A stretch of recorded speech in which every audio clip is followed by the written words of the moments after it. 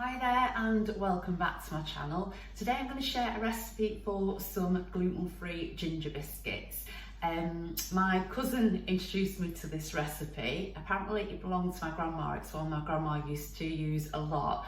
I never experienced my grandma's ginger biscuits, although I had lots of her other bakes, but these biscuits are absolutely gorgeous.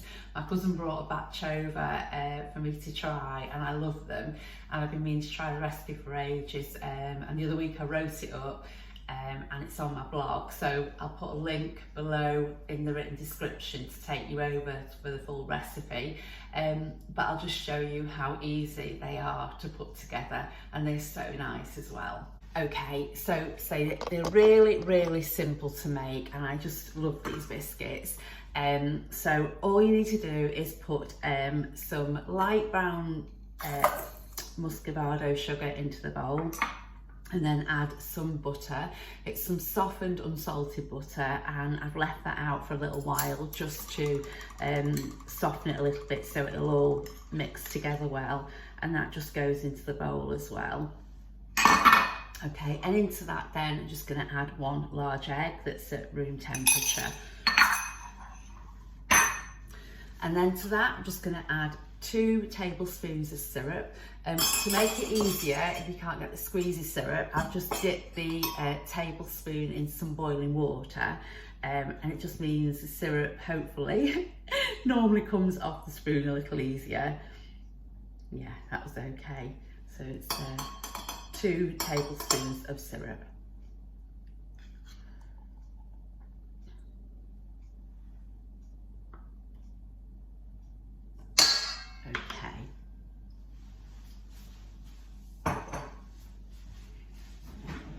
So it comes off easier. It has got a little bit more to scrape on there, but it's a bit better.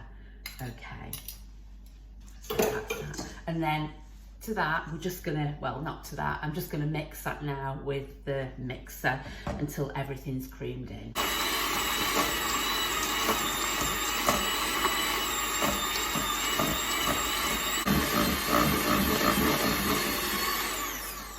Okay, so once everything's blended together like that, we're just going to add in some flour and some ginger powder and some bicarb of soda. So I'm just going to sift the flour first through. And the flour I'm using today is Asda gluten-free self-raising flour. And with the Asda flour, again, I've mentioned before, the self-raising one contains that tiny bit of xanthan gum, and for these biscuits that's just enough. If your flour doesn't contain, if your gluten-free flour doesn't contain either xanthan gum or guar gum, then if you add about say about a quarter of a teaspoon into the flour that you're using, then that will be fine. And if you've not got self-raising flour, then you can use plain gluten-free flour and add a teaspoon of gluten-free baking powder in there, and again your xanthan gum if xanthan or guar gum is not in there already. Okay, so also just going to add in the ginger, so I'm just going to sift that through as well. A small spoon. So on the recipe I say 2 to 3 teaspoons, so it's purely on preference. I'm going 2.5 today with that one. Okay, and then we're going to also add a teaspoon of bicarb of soda as well, so say sift those ingredients through.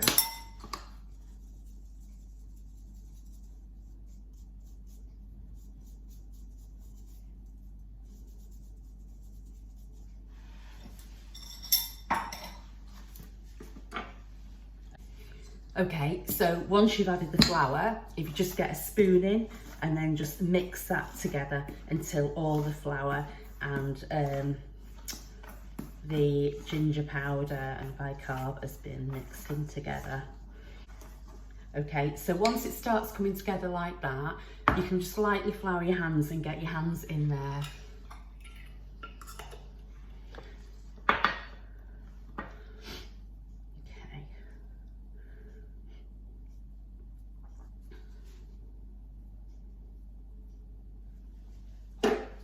Okay, so just lightly flour your hands and then just bring the dough all together.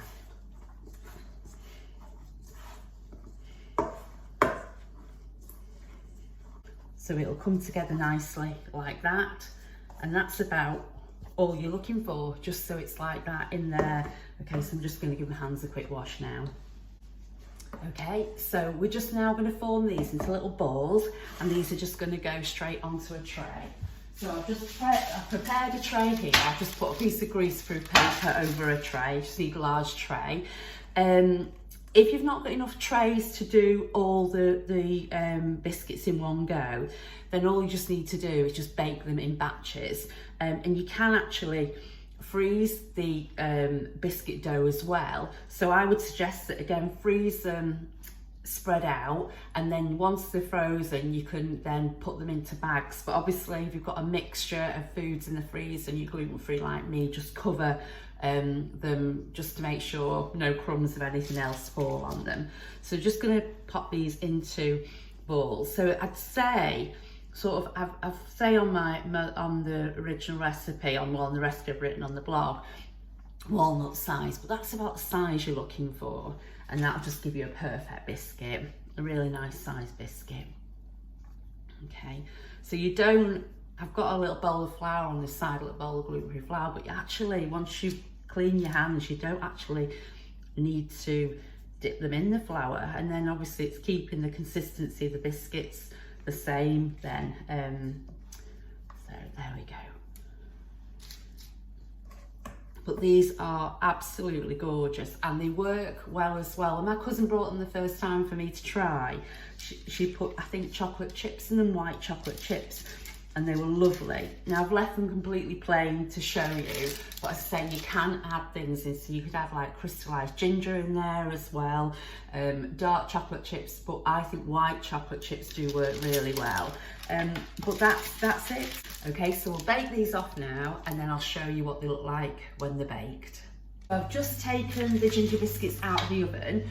They are slightly larger than when I last made them, so I would say go a little bit smaller maybe with the balls that I showed you, but if you want them like that size, then obviously go exactly that same size that I showed you.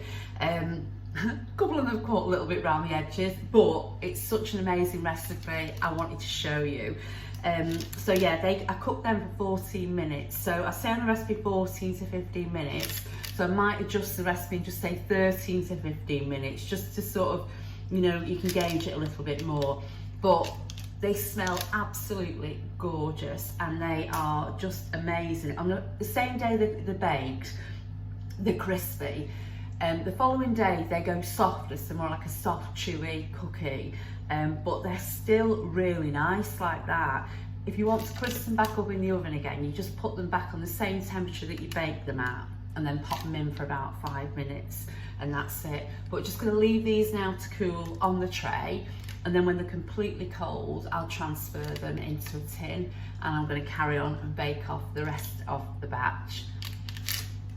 Okay, so thank you as always for watching the videos I share. I just remembered something really quickly before. I mentioned about bicarb and ginger powder. They're ingredients like so many things that you have to check that are that don't have any gluten containing ingredients in there, so just have a glance over and make sure they don't have any may contains on there as well.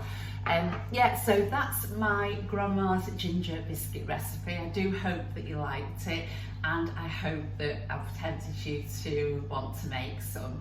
I look forward to sharing the recipe with you again really soon. If you've liked the recipe I shared today, please do give me a thumbs up.